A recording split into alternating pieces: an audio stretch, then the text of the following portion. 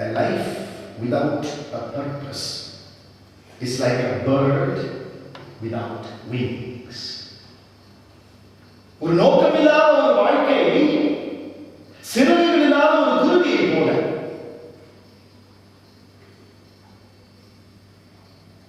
நோக்கமும் இல்லை, மற்றவர்களுக்காக வாழ வேண்டும் என்ற ஒரு ஒப்படைப்பும் இல்லையே. அந்த மாதிரி கூட்டத்தால் நம்ம பார்க்க போறோம் இந்த பரிசுத்த நாட்களில். இப்படிப்பட்ட கூட்டங்களின் மத்தியிலே தான் இயேசு கிறிஸ்து தன்னுடைய கடைசி நாட்களை கழித்துக் கொண்டிருக்கிறார்.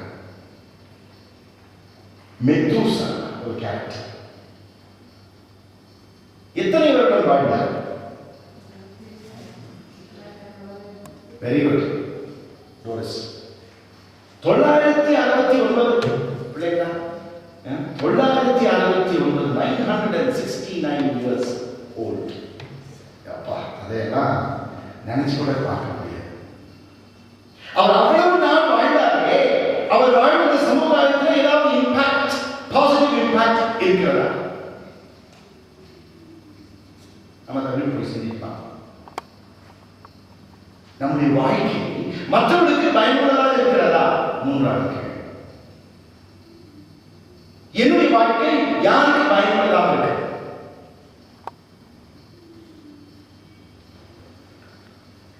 எபிரேயர் 11ஆம் அதிகாரம்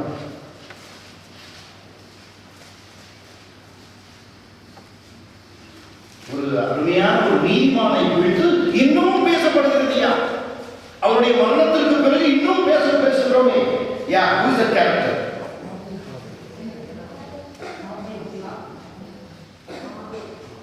ஆவே. 4ஆம் வசனம் எடுத்தவங்க சத்தமா யாரும் வாசிங்க. இருமா பிள்ளைகளா, யாராவது பெரிய சத்தமா வாசிங்க, எல்லாரும் கேட்கலாம்.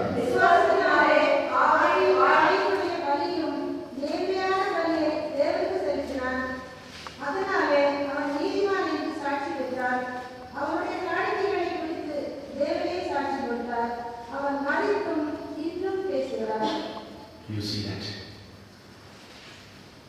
விசுவாசத்தினாலே ஆபேல் காயினுடைய பலியையும் மேன்மையான பலியை தேவனுக்கு செலுத்தினான். Yes, அது correct. அதனாலே அவன் நீதிமான் என்று சாட்சி பெற்றான். அவனுடைய காணிக்கைகளை குறித்து தேவனே சாட்சி கொடுத்தார். அவன் மரித்தும் இன்னும் பேசுகிறான். நம்மளை குறித்து மக்கள் பேசுவாங்களா? இவர் இப்படி வாழ்ந்தாரு, இப்படி இருந்தார், இதையெல்லாம் செய்தார், மற்றவர்களுக்காகவே வாழ்ந்தார் என்று சொல்லி நம்மை குறித்து யாராவது பேசுவார்களா? அப்படி நாம் நடந்திருக்கிறோமா? நம்மை குறித்து நம்முடைய பிள்ளைகளே பேசுவார்களா? ஒரு பெரிய சந்தேகங்கள். அவருடைய ஒரு சாட்சி இன்றும் அதை குறித்து நாம் பேசிக் கொண்டிருக்கின்றோம். இரண்டாவதாக ஜீசஸ் டெடிகேஷன், இயேசுவின் அர்ப்பணம்.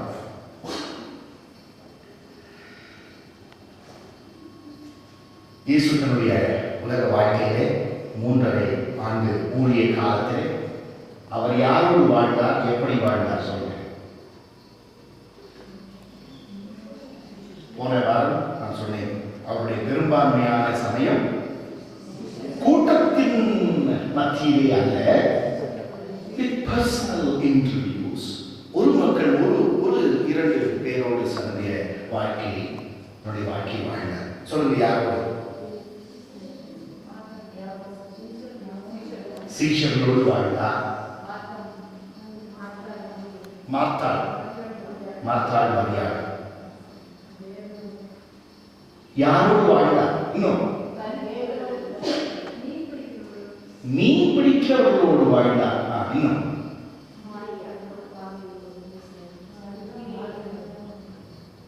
மக்களோடு. Come on, definitely you know that. துக்கப்படுகிறவர்கள் கொஞ்சம் கொஞ்சமாக Jesus lived among the sick and the dying. நீங்க சொன்னது எல்லாரும் சரியா? அவருடைய அவருடைய வாழ்க்கை பாருங்க, அவருடைய டெடிகேஷன், அவருடைய அர்ப்பணம் என்ன?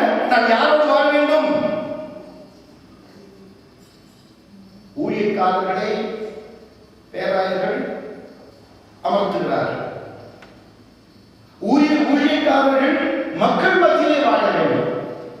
ஒரு காலத்துல தான் நம்ம பாஸ்டரேட்ல தான் வாழணும் அப்படின்னு சொல்லி மக்கள் மத்தியிலே வாழ வேண்டும் என்று சொல்லி தனியாக ஒரு வீடு எடுத்து அங்கிருந்து வந்து நான் என்னுடைய ஊழியத்தை கவனித்துக் கொள்வேன் என்றெல்லாம் சொல்லி ஒரு காலத்துல பேசியிருக்கோம். அதுக்கெல்லாம் நீங்க விட்டுருக்க மாட்டீங்க. அது பிஷப் அனுமதி சரி, நீங்க சரி, யாராலும் சரி, மக்கள் மத்தியிலே தான் ஊழியம் செய்ய வேண்டுமே ஒழிய. ஆக அந்த டெடிகேஷன் என்ன இயேசுவிடம் இருந்தது, அதே டெடிகேஷன் நம்மிடம் இருக்கிறதா? Jesus lived among the sick and the dying.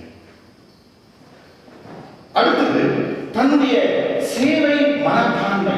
There was a special strategy. அவருடைய சர்வீஸ் மைண்ட் பாருங்க எப்படிப்பட்டதான ஒரு வகை. தன்னை தாழ்த்தி, see lowering himself, தன்னை தாழ்த்தி தன்னை குறைவுபடுத்தி மற்றவர்களுக்கு சேவை செய்வது. 12 சீஷர்களுடைய கால்களை கழுவுகிறார். இந்த நாட்களிலே அது நம்ம மத்தியிலே நடக்குமா?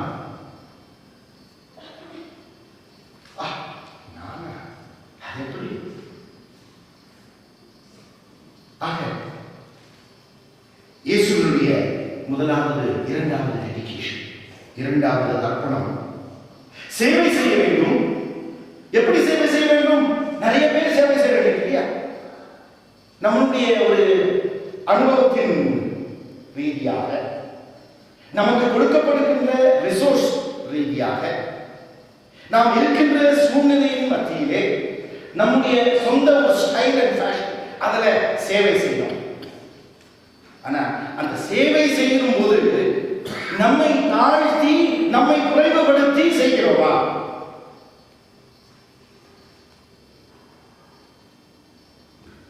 எப்போது பாருங்க கொடுக்கிறவங்க லேஸ்ல கொடுக்க மாட்டாங்க.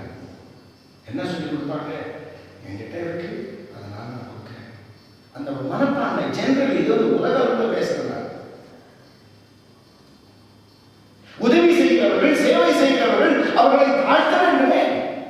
This is a special principle. இரண்டாவது, மூன்றாவது அர்ப்பணம். அவருடைய வாழ்க்கையிலே ஒரு பிரின்சிபல் வச்சிருந்தார். நான் சேவை செய்ய வேண்டும் என்றால் என்னை நான் ஊழியக்காரனாக மாற்ற வேண்டுமே. I cannot be a big boss. நான் மேலிடத்திலிருந்து மற்றவர்களை நான் உத்தரவு சொல்ல முடியுமா? ஆனால் அப்படிதான் இந்த நாட்களிலே சேவை, ஊழியம் என்று சொல்லி நடந்து கொண்டு வருகிறது. உண்மையான சேவையை நாம பார்க்க முடிகிறதா? only handful of people.